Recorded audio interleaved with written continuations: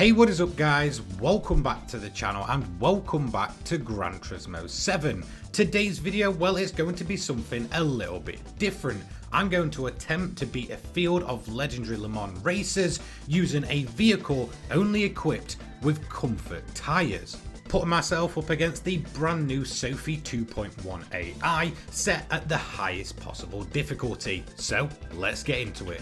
Okay, so first of all, we actually need to pick a car that we're going to use. Now, of course, we're going to be fielding a bunch of legendary Le Mans racers and probably some VGTs in there as well, since they fall into pretty much the same category of car in Gran Turismo 7 thanks to that awful group system.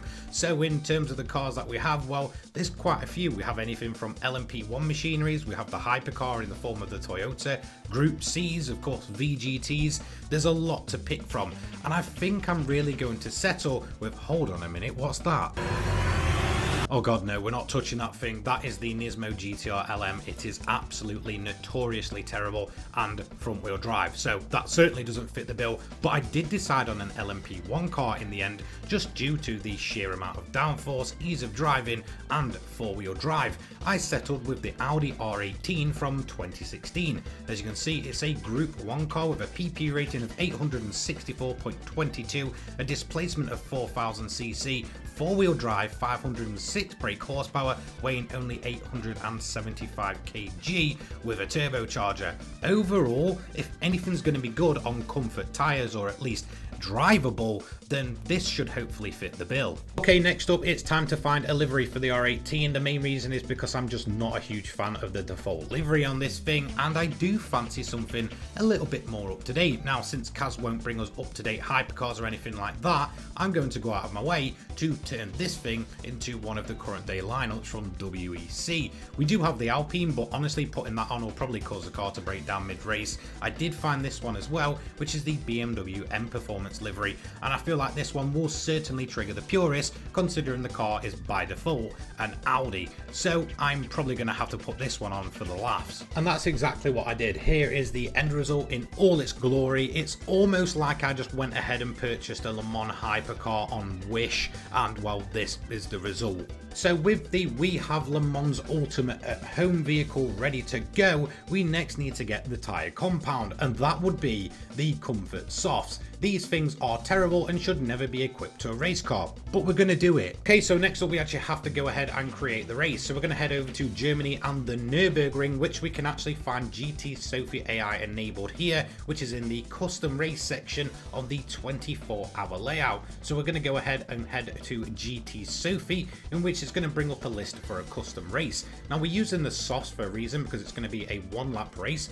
full 20 car grid, and we're going to put ourselves to the back. Now the next option I am going to put on is BOP, just to ensure the cars are as close as possible. We're also going to have the slipstream strength on real, again as realistic as possible, and we're also going to turn the boost on to weak. The main reason for this is it will actually stop the Sophy AI rubber banding and slowing down and then going incredibly quick, so it keeps them at their ultimate pace pretty much all the way through the entirety of the race.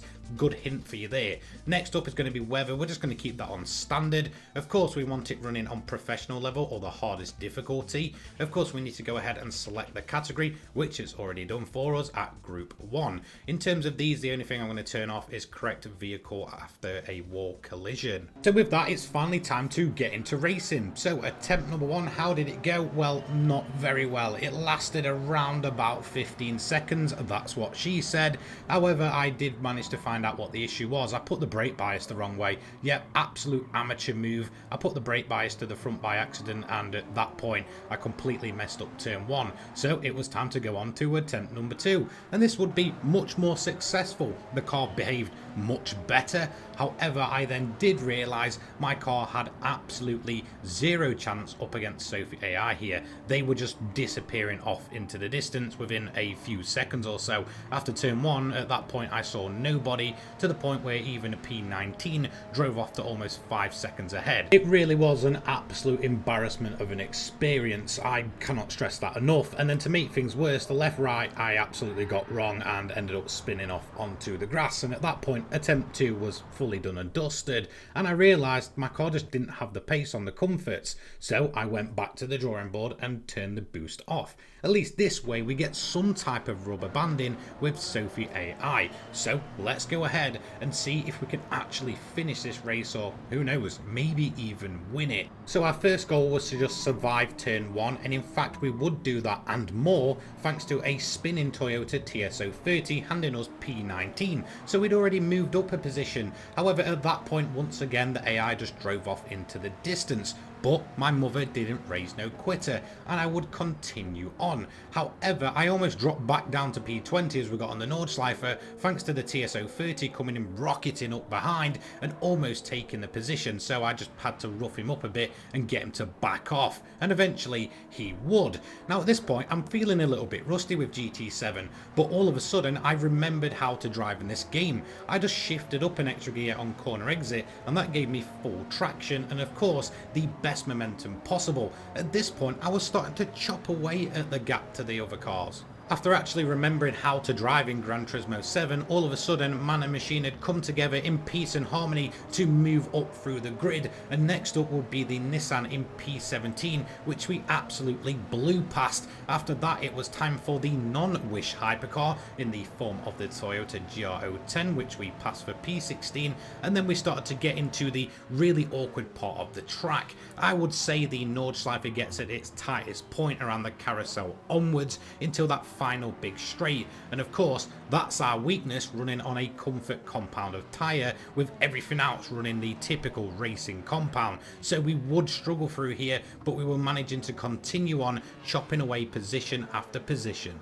After thankfully surviving the carousel, we would charge onwards, and next up in P13 would be the McLaren VGT. However, time was running out and we still had a 10.8 second gap to the leader, and it did begin to grow. After that it was time to get behind the Porsche, which went incredibly slow through there and well did kind of put us out of momentum. However, we would get revenge by getting our overtake done and dusted and moving ourselves up into P12. However, we didn't have much of the track left if we really wanted to get that P1 or even a podium position. We're not even inside the top 10, but we would eventually make that happen on this huge long straight in which the cars just seemed to slow down an absolute monumental amount. So P11 past the McLaren, P10 finally past the Mazda LM55 VGT, and then we only had a couple of cars ahead of us to get ourselves into P8, the first being the Peugeot and the second being that god-awful Nissan GTR LM Nismo. And unfortunately at that point that is where we'd finish, only just narrowly missing out on overtaking a pair of Alpines and finishing the race in P8. So could we win it? Not really. It was incredibly difficult on the hardest difficulty, but in the end we only ended up 7.1 seconds back, so not too bad I'd say. And there we go. As to not drag the video out to, you know, about 5 hours long, I'm going to end it there. But if you do want to see me try other GT7 challenges, well then let me know in the comment section down below. Or if you have something you want me to go ahead and tackle, then again, be sure to head down to the comments. A massive thank you to all of my channel members on screen now, and I'll see you in the next one. Take care guys. Peace.